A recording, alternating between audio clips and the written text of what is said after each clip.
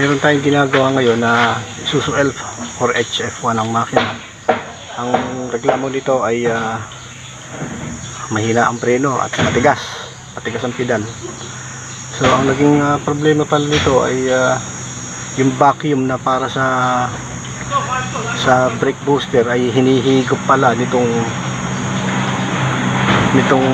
clutch booster. Sumisingaw yung hangin dito, kaya yung hangin na papunta sa vacuum ng preno nababawasan, napupunta rito, kaya apektado yung preno. Pero ang reklamo ng driver dito sa akin, matigas ang pedal ng preno, mahina ang preno.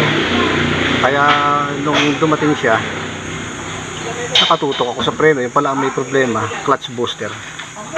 Tara, samahan nyo ako, ikabit natin ito.